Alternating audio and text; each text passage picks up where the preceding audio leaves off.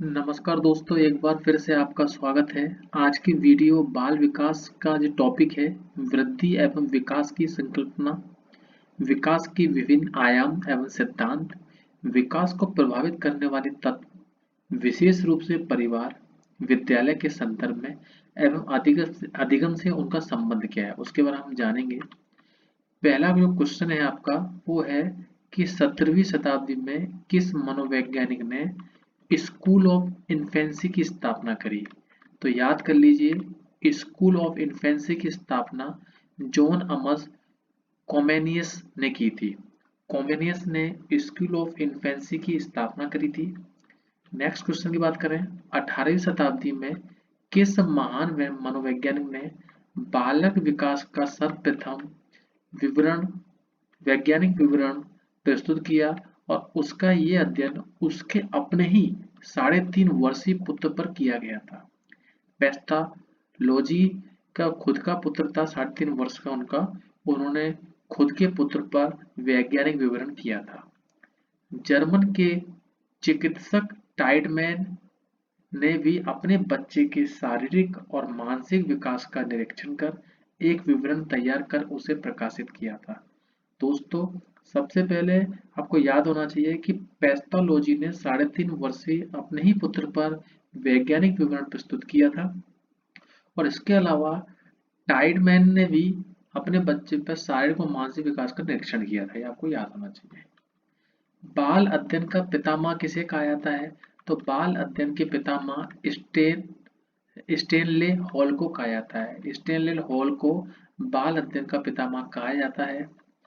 19वीं शताब्दी में ही अमेरिका में बाल विकास अध्ययन आंदोलन चला। इस आंदोलन के जन्मदाता स्टेनले हॉल 1893 थे। इन्होंने चाइल्ड स्टडी सोसाइटी और चाइल्ड वेलफेयर ऑर्गेनाइजेशन जैसी संस्थाओं की स्थापना की तथा बायोग्राफी भी तैयार की। नेक्स्ट क्वेश्चन है, 19वीं शताब्दी में किस मनोवैज्ञानिक ने इन्फेंट ऑफ चाइल्ड डेवलपमेंट नामक एक पुस्तक की रचना करी? याद कर लीजिए, डार्विन ने इन्फेंट चाइल्ड डेवलपमेंट नामक एक पुस्तक की रचना करी। नेक्स्ट क्वेश्चन, किस मनोवैज्ञानिक ने बायोग्राफिकल स्केच ऑफ इन्फेंट नामक पुस्तक का प्रकाशन किया? डार्विन ने किया। डार्विन की 2 पुस्तकें मैंने बताई। पहली पुस्तक का नाम है इन्फेंट चाइल्ड डेवलपमेंट एंड दूसरी पुस्तक का नाम है biographical sketch of infant. And next question is, किस मनोवैज्ञानिक ने the mind of the child नामक पुस्तक का प्रकाशन करवाया? तो the mind of the child के पुस्तक का करवाने वाले प्रकाशन करवाने वाले प्रेयर हैं। प्रेयर ने the mind of the child नामक पुस्तक का प्रकाशन करवाया। किस मनोवैज्ञानिक ने पेडागोजिकल सेमिनारी नामक पत्रिका का प्रकाशन प्रारंभ करवाया, जिसका उद्देश्य बाल विकास संबंधित लेखों का प्रकाशन करना था? तो हाल की बात कर रहा है, हॉल ने पेडागोजिकल सेमिनारी नामक पत्रिका का प्रकाशन कराया। नेक्स्ट क्वेश्चन है, ज्ञानात्मक विकास कॉग्निटिव डेवलपमेंट के क्षेत्र में किस मनोवैज्ञानिक का योगदान विशेष रूप से सराहनीय रहा है? तो ज्ञानात्मक के विकास के ऊपर, कॉग्निटिव डेवलपमेंट के ऊपर जीन पियाजे जी ने बात करी है, याद रखें आप। बाल विकास मनोविज्ञान की एक शाखा है जिसमें व्यक्ति की जन्म पूर्व अवस्था से परिपक्व अवस्था तक होने वाली सभी परिवर्तनों को स्पष्ट किया जा सकता है। यह कथन किसका है? यह कथन है बर्क का। याद रखिए, किस कथन किसका है? यह कथन है बर्क का। नेक्स्ट क्वेश्चन की बात करें, बाल मनोविज्ञान वह वैज्ञानिक अध्ययन है जो व्यक्ति के विकास का अध्ययन गर्भकाल से प्रारंभ से किशोरावस्था की प्रारंभिक अवस्था तक करता है। यानी गर्भकाल के प्रारंभ से, जब गर्भकाल हो जाता है उसके प्रारंभ से, और किशोरावस्था की जो प्रारंभिक अवस्था होती है वहां तक, यानी 12 साल 13 साल तक करता है। ये अध्ययन किसने किया है? ये कहा है क्रो एंड क्रो ने कहा है। नेक्स्ट क्वेश्चन की बात करें, बाल मनोविज्ञान का संबंध बालक में मनोवैज्ञानिक प्रक्रियाओं के विकास से है। इसमें गर्भकालीन अवस्था, जन्म, शिशुअवस्था, बालावस्था, किशोरावस्था, परिपक्व अवस्था तक के बालक की मनोवैज्ञानिक विकास प्रक्रियाओं का अध्ययन किया जाता है। किसने कहा है? ये आइजनेक ने कहा है। नेक्स्ट क्वेश्चन है, नेक्स्ट क्वेश्चन से पहले कुछ टॉपिक है। बाल विकास विषय की उपयोगिता और महत्व क्या है? बाल विकास का जो विषय है उसका क्या उपयोग है और उसका महत्व क्या है, उसके बारे में कुछ पॉइंट्स दिए हुए हैं। पहला पॉइंट दिया है बालकों के स्वभाव को समझने में उपयोगी। नहीं, अगर बाल विकास है, चाइल्ड डेवलपमेंट अगर आप पढ़ लेते हैं तो बालकों के स्वभाव को जानने में आपको बहुत आसानी होगी।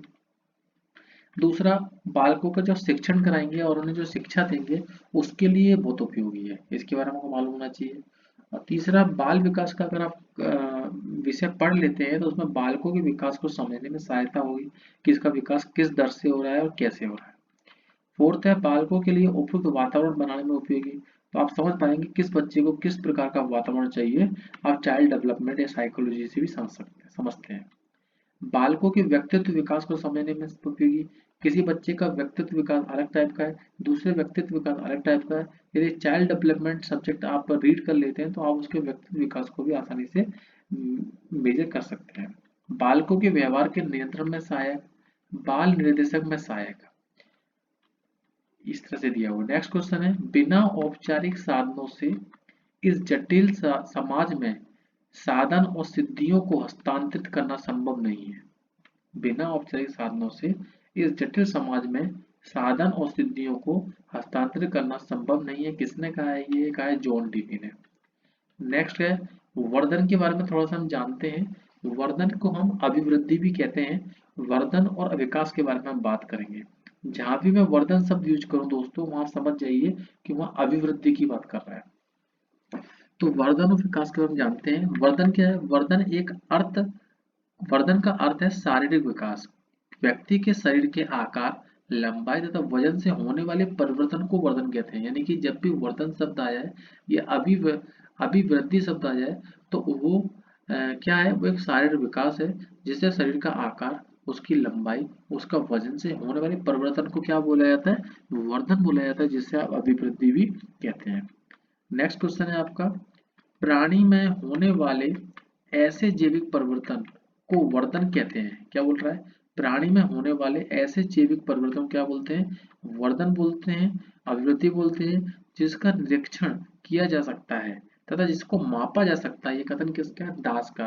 दास कहते हैं कि प्राणी में होने वाले ऐसे जैविक परिवर्तन को अभिवृद्धि कहते हैं या वर्धन कहते हैं, जिसका निरीक्षण किया जा सकता है तथा जिसको मापा जा सकता है। यह कथन किसका है? दास जी का है। विकास परिवर्तन है। विकास कैसा परिवर्तन है? मात्रात्मक, गुणात्मक, दोनों में से कोई। याद रखिए, विकास कैसा परिवर्तन है? विकास गुणात्मक परिवर्तन है, याद रखिए। नेक्स्ट है, किस प्राणी के पूर्ण जीवन विस्तार में होने वाले परिवर्तनों के क्रम को विस्तार कहते हैं? यह कथन किसने कहा है? रेवर ने कहा है कि किसी प्राणी के पूर्ण जीवन विस्तार में होने वाले परिवर्तनों के क्रम को विस्तार कहते हैं, क्योंकि किसने कहा है? रेवर ने कहा है। यहाँ तक कोई दिक्कत? नेक्स्ट, वर्धन और विकास में क्या अंतर है? वर्धन से शरीर के किसी विशेष पक्ष या पक्षों में परिवर्तन का बोध है, जबकि विकास से संपूर्ण प्राणी में होने वाले परिवर्तनों का बोध होता है। याद रखिए, जब भी वर्धन की बात आ जाए तो शरीर में परिवर्तन हो रहा था वर्धन, और विकास में संपूर्ण प्राणी का, उसके अंदर उसके गुण अवगुण सब आ जाते हैं। वर्धन क्या है? वर्धन मात्रात्मक है। क्योंकि वर्धन मात्रात्मक इसलिए है क्योंकि उसको आप आसानी से मात्रा के रूप में नाप सकते हैं। जैसे किसी बालक के शरीर की लंबाई, उसका वजन में होने वाले परिवर्तन को मात्रात्मक रूप में मापना संभव है, अतः इसे वर्धन कहेंगे। वर्धन का स्वरूप कैसा होता है? संरचनात्मक होता है। कैसा होता है? संरचनात्मक। कैसे? वर्धन से शरीर के अंग या अंगों की संरचना के परिवर्तन का बोध होता है, इसलिए इसको क्या बोलते हैं? संरचनात्मक बोलते हैं। नेक्स्ट, विकास का स्वरूप होता है कैसा? कार्यात्मक होता है। क्यों होता है कार्यात्मक? विकास का स्वरूप मूलतः कार्यात्मक होता है। जैसे बालक कैसे चलता है, कैसे बोलता है, सामाजिक व्यवहार कैसे करता है, तो कैसा होता है विकास का स्वरूप? कार्यात्मक होता है। नेक्स्ट है, वर्धन एक प्रक्रिया है। वर्धन कैसी प्रक्रिया है? असत प्रक्रिया है। असत क्यों? क्योंकि वर्धन जो अभिवृद्धि है एक समय के बाद रुक जाती है, तो वो सतत नहीं हो सकती। क्योंकि बालक का जो विकास है वो एक समय का रुक जाएगा, शारीरिक विकास की बात कर रहे हैं, तो वो सतत नहीं है, असत होता है, असतत। शारीरिक विकास, वर्धन, अभिवृद्धि मृत्यु तक जारी नहीं रहती, बल्कि एक खास अवस्था के बाद रुक जाती है। विकास क्या है? विकास एक सतत प्रक्रिया है। कैसे? विकास की क्रिया मृत्यु तक जारी रहती है। मानसिक विकास, सामाजिक विकास या नैतिक विकास मृत्यु तक लगातार जारी रहते हैं। चाहे वो मानसिक विकास हो, चाहे वो सामाजिक विकास हो, चाहे वो नैतिक विकास हो, लगातार मृत्यु तक जारी रहते हैं। महत्वपूर्ण वृद्धि क्या क्या है? वर्धन से विकास में मदद मिल सकती है, यानी कि शारीरिक विकास अगर आप कर रहे हैं तो उसे विकास से मदद मिल सकती है, यानी कि शारीरिक विकास अगर आपका हो रहा है तो वो एक तरह से वर्धन तो है ही, लेकिन वो विकास भी है। किंतु विकास से वर्धन में कोई सहायता नहीं मिल सकती, यानी विकास से वर्धन में कोई भी सहायता नहीं मिलती है। विकास अगर आपका हो रहा है और उसमें आपके शारीरिक विकास में सहायता नहीं मिलेगी, शरीर का विकास हो या ना हो, आपका जो विकास है वो नेचुरल होगा ही होगा। आपके अंदर बुद्धि ज्यादा आएगी, आपके अंदर सामाजिक ज्ञान ज्यादा हो जाएगा, आपके अंदर नैतिक विकास ज्यादा हो जाएगा, लेकिन उससे शारीरिक विकास का कोई भी लेना देना नहीं है। वर्धन वास्तव में विकास पर आश्रित नहीं है। याद कर लीजिए कि जो वर्धन है वो विकास पर आश्रित नहीं है, जबकि विकास कुछ अंशों में वर्धों पर आश्रित है। विकास आश्रित क्यों है वर्धन पे? क्योंकि जो अगर शारीरिक विकास होगा तो वो विकास की श्रेणी में आता है, इसलिए आश्रित है कुछ अंशों में। विकास का तात्पर्य जैविक तत्परता से है। विकास का तात्पर्य किससे है? जैविक तत्परता से है, जबकि विकास का तात्पर्य मनोजैविक तत्परता से है। क्यों? विकास का तात्पर्य क्या है? जैविक तत्परता है। जैविक मतलब शरीर की बात कर रहा है, शरीर मतलब जैविक, शरीर जीवित रहता है, जैविक। और विकास का मतलब मनोजैविक मतलब आत्मा, नैतिक मूल्य, सामाजिक, तो मनोजैविक। तो वर्धन जब बताया जाए किसका, वर्धन का तात्पर्य किससे है? जैविक तत्परता से है, तो जैविक का आप ध्यान रखें। अभिवृद्धि और विकास के सिद्धांत। विकास सभी के लिए समान है। विकास हमेशा सामान्य से विशिष्ट प्रतिक्रिया की ओर होता है। याद कर लीजिए विकास कैसा होता है? सामान्य से विशिष्ट प्रतिक्रिया की ओर होता है। याद कर लीजिए विकास एक सतत है। विकास की गति भिन्न भिन्न हो सकती है। विकास समग्रता से विविधीकरण की ओर अग्रसर होता है। विकास में सहसंबंध होता है। स्त्री और पुरुष के विकास दरों में अंतर पाया जाता है। विकास की प्रवृत्ति आश्रित में स्वायत्ता की ओर होती है। वर्तुलाकार विकास का सिद्धांत है। वृद्धि और विकास की क्रिया वंशानुक्रम और वातावरण का संयुक्त परिणाम है। यानी कि आपकी जो वृद्धि हो रही है, जिसको आप अभिवृद्धि बोलते हैं या वर्धन बोलते हैं, और आपका जो विकास हो रहा है वो वंशानुक्रम पे तो डिपेंड करता ही करता है कि आपके माता पिता कैसे हैं, आपका दादा दादी नाना नानी कैसे हैं, उस पर डिपेंड तो करेगा ही करेगा, बल्कि उसके अलावा वातावरण पर भी डिपेंड करता है। इनका संयुक्त परिणाम। विकास की दिशा के बारे में हम पढ़ेंगे। विकास की दिशा ये बोलना चाह रहा है कि मस्तिष्क का अधोमुखी क्रम, या आप बोल सकते हैं सेफेलोपोडल थ्योरी। इस सिद्धांत के अनुसार विकास का प्रारंभ सिर से होकर पैर की ओर बढ़ता है, यानी कि ऊपर से स्टार्ट होता है और पैर की ओर बढ़ता है। इसे सिर से पैर की ओर विकास का सिद्धांत भी कहते हैं। इसका अर्थ यह भी है कि पहले सिर का विकास होता है और बाद में शरीर के नीचे के अंगों का विकास होता है। आप ध्यान रखिए, मस्तक अधोमुखी और सेफेलोकोडल थ्योरी क्या होती है? ये एक विकास का प्रारंभ सिर से होकर पैर की ओर बढ़ता है, इसे सिर से पैर की ओर विकास का सिद्धांत भी कहते हैं, ये याद रखें। और इसका अर्थ यह है कि पहले बच्चे का जो गर्भ काल में होता है वो, तो उसमें सबसे पहले सिर का विकास होता है, उसके बाद शरीर के नीचे के अंगों का, बाकी जो अंग होते हैं उनका विकास होता है। निकट दूर का सिद्धांत या प्रॉक्सी मॉडिस्टल थ्योरी क्या होती है? इस सिद्धांत के अनुसार विकास मध्य से बाहर की ओर, पेट से बाहर की ओर या केंद्रों से सिरों की ओर होता है। विकास ऊपर से नीचे की ओर तथा मध्य से बाहर की ओर होता है, अर्थात पहले सिर का तथा अंत में पैरों की उंगलियों का विकास होता है। कुल मिला के सिर से पैर की तरफ या बीच से सिर की तरफ, चारों तरफ सिर का तथा अंत में पैरों की उंगलियों का विकास होता है। नेक्स्ट क्वेश्चन ऑब्जेक्टिव है, विकास का अर्थ अभिवृद्धि तक ही सीमित नहीं है, बल्कि व्यवस्थित तथा समानुगत परिवर्तन से है, जो परिपक्वता की ओर ले जाती है। ये कथन किसका है? ये हर लोग कहते हैं कि विकास का अर्थ केवल शारीरिक विकास से सीमित नहीं है, सब कुछ उसमें आ जाता है, हर लोग कहते हैं। बाल मनोविज्ञान मनोविज्ञान की वह शाखा है जो मानव का जन्म से परिपक्व अवस्था तक विकास के संदर्भ में अध्ययन करती है। ये कथन किसने कहा है? ये कथन ड्रेवन ने कहा हुआ है। नेक्स्ट क्वेश्चन की बात कर रहा है, बाल मनोविज्ञान किसी व्यक्ति के गर्भकाल के प्रारंभ से किशोरावस्था तक के निकास का वैज्ञानिक अध्ययन है। क्रो कहते हैं कि गर्भकाल से किशोरावस्था तक के निकास का वैज्ञानिक अध्ययन है, क्रो कहते हैं। जन्म के कुछ समय बाद ही यह निश्चित किया जा सकता है कि जीवन में शिशु का क्या स्थान है। क्या बोलना चाह रहा है? जन्म के कुछ समय बाद ही यह निश्चित किया जा सकता है कि जीवन में शिशु का क्या स्थान है। यह कथन है एडलर कहते हैं ऐसा। नेक्स्ट क्वेश्चन है, बालक का जितना भी मानसिक विकास होता है उसका आधा 3 वर्ष की आयु तक हो सकता है। ये कथन है गुड एनफ। नेक्स्ट है, जीन पियाजे के अनुसार संज्ञानात्मक विकास की कितनी अवस्थाएं? 4 अवस्थाएं हैं। नेक्स्ट क्वेश्चन है आपका, जीन पियाजे के अनुसार वस्तु स्थायित्व, याद कर लीजिए, वस्तु स्थायित्व जिसे बोधात्मक विकास सिद्धांत के किस चरण में स्थापित किया गया है? संवेदी प्रेरक में किया गया है, पहला चरण होता है इसका।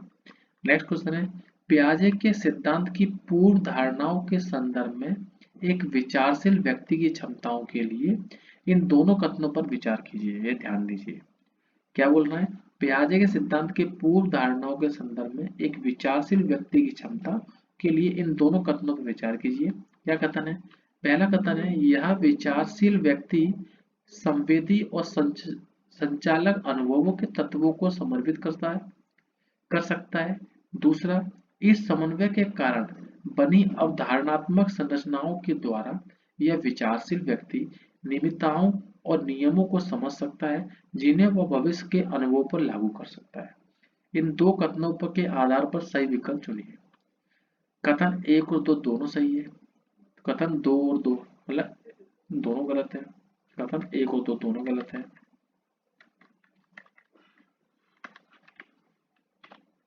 इस तरह से आपका हो जाएगा दोनों कथन सही हैं। दोनों कथन क्या सही हैं कि यह विचारशील व्यक्ति संवेदी संचालन अनुभव के तत्वों को समृद्ध करता है और उसकी अवधारणा संरचनाओं के द्वारा विचारशील व्यक्ति नियमित को समझ सकता है। ये दोनों कथन सही है। नेक्स्ट क्वेश्चन है, सूची 1 और 2 सम्मिलित करिए। आंसर बता देता हूं आपको। औपचारिक संकीर्ण अवस्था का है बच्चा तार्किक रूप से चिंतन कर लेता है, यानी कि जो ये है इसका जो आंसर है वो है बच्चा तार्किक रूप से क्या कर लेता है? चिंतन कर। औपचारिक मतलब तार्किक रूप से चिंतन करना। अगला है संवेदी गामक अवस्था की अगर हम बात करें तो संवेदी गामक अवस्था का है पर्यावरण में वस्तुओं का हेरफेर। संवेदी गामक अवस्था का मतलब क्या है? पर्यावरण वस्तुओं का हेरफेर है, यह आप ध्यान रखें। अगला है आपका कि पूर्व संज्ञानात्मक अवस्था जो है बच्चा शब्दावली प्राप्त करना शुरू कर देता है। और लास्ट आपका है मूर्त संज्ञानात्मक अवस्था जोड़ना, घटाना, गुणा और भाग करना सीख जाता है, यानी कि इसका आंसर जो होगा सी होगा। पियाजे के सिद्धांत का प्रस्ताव है कि संज्ञानात्मक विकास सार्वभौमिक रूप से 4 अवस्थाओं के स्वरूप का अनुसरण करता है। इस अवस्था के दौरान होने वाला एक महत्वपूर्ण विकास वस्तु स्थायित्व है, तो इस अवस्था का नाम है संवेदी पेशी अवस्था। नेक्स्ट क्वेश्चन है, पियाजे के अनुसार सूचना प्रक्रियाकरण की कौन सी विधि अन्वित योजना स्कीमा के निर्माण में मदद करता है? तो समायोजन, एकोमोडेशन स्कीमा मतलब समायोजन करना, याद कर लीजिए आप। नेक्स्ट है संज्ञानात्मक विकास से संबंधित है जीन पियाजे ने संज्ञानात्मक विकास का सिद्धांत दिया है। जीन पियाजे के अनुसार संज्ञानात्मक विकास की अंतिम अवस्था कौन सी है? अमूर्त संकीर्णता अवस्था अंतिम अवस्था है। नेक्स्ट है आपका, कक्षा में पिकनिक मनाने के लिए रिया ऋषभ की बात से सहमत नहीं है। वह सोचती है कि बहुमत के अनुरूप नियमों को संशोधित किया जा सकता है। पियाजे के अनुसार इस प्रकार की सहकर्मी असहमति को संदर्भित करता है सहयोग की नैतिकता। क्या बोलना चाह रहा है? वो सिंपल है कि कक्षा में पिकनिक मनाने के लिए रिया ऋषभ की बात से सहमति नहीं है। वह सोचती है कि बहुमत के अनुरूप नियमों को संशोधित किया जा सकता है। पियाजे के अनुसार इस प्रकार के सहकर्मी की असहमति को संदर्भित करती है सहयोग की नैतिकता, यानी सहयोग करो और नैतिकता के द्वारा आप बहुमत बना लो और बहुमत से उसमें संशोधन किया जा सकता है, बेशक वो सहमत ना हो ऋषभ से। लेकिन उसमें आप नैतिकता के द्वारा सहमति ले सकते हैं। पियाजे के अनुसार संख्या बच्चे द्वारा वस्तुओं के बीच बनाए गए दो प्रकार के संबंधों का संश्लेषण है। वे हैं क्या? वे हैं पंक्तिबद्धता और पदानुक्रम समावेशन। नेक्स्ट क्वेश्चन है, पियाजे के संज्ञानात्मक विकास की प्रथम अवस्था इंद्रिय नुगतिक की उम्र है जन्म से 2 वर्ष तक।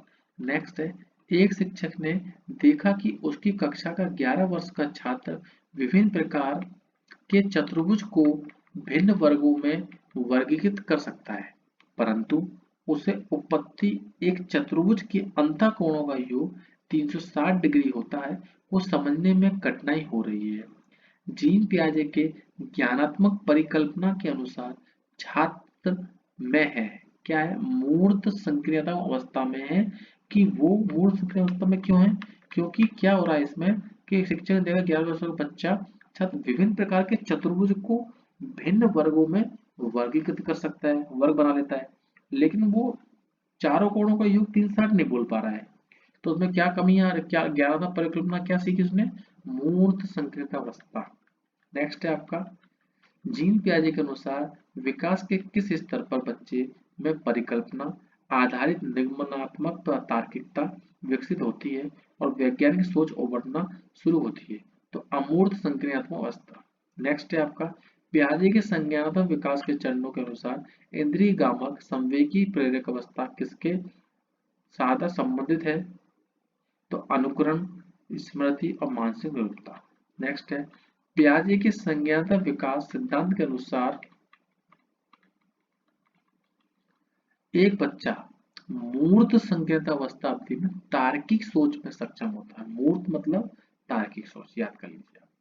7 से 11 वर्ष की आयु के दौरान प्रमुख विशेषताएं और विकास परिवर्तन क्या है? तो इसका आंसर, उनकी सोच अधिक तार्किक और संगठित हो जाती है, लेकिन फिर भी बहुत मूर्त होती है। नेक्स्ट क्वेश्चन आपका, छात्र कक्षा में अलग अलग आकृतियों खोजने और वीडियो देखकर मॉडल तैयार करेंगे। इस उदाहरण में किस विधि का अनुसरण किया जा रहा है? तो इसका है रचनात्मक विधि। संवेग व्यक्ति का तीव्र मनोवैज्ञानिक उपद्रव है जिसकी उत्पत्ति मनोवैज्ञानिक कारणों से होती है तथा इसमें व्यवहार, चेतना, अनुभूति, अनुभव और आंतरिक अवयवों की क्रियाएं सम्मिलित रहती हैं। ये कथन पीटी यंग का है। नेक्स्ट है, संवेग शरीर की जटिल अवस्था है जिसमें सांस लेना, नाड़ी गति, ग्रंथिल उत्तेजना, मानसिक दशा, अवरोध आदि की अनुभूति पर प्रभाव पड़ता है तथा उसी के अनुसार मांसपेशियां व्यवहार करने लगती हैं। यह कथन किसका है? यह जेम्स ड्रेवर का कथन है। नेक्स्ट क्वेश्चन है, बालक में सबसे पहले भय एवं प्रेम के संवेग विकसित होते हैं। ये किसने कहा है? ये कहा है वॉटसन ने कहा हुआ है। नेक्स्ट क्वेश्चन आपका है, बालक प्रथम 6 वर्षों में बालक के 12 वर्षों से दुगना सीख लेता है, गेसल ऐसा कहते हैं। इस प्रकार ये वीडियो आपकी यहाँ खत्म हो जाती है। नेक्स्ट वीडियो हम अगले में बात करेंगे। नमस्कार दोस्तों।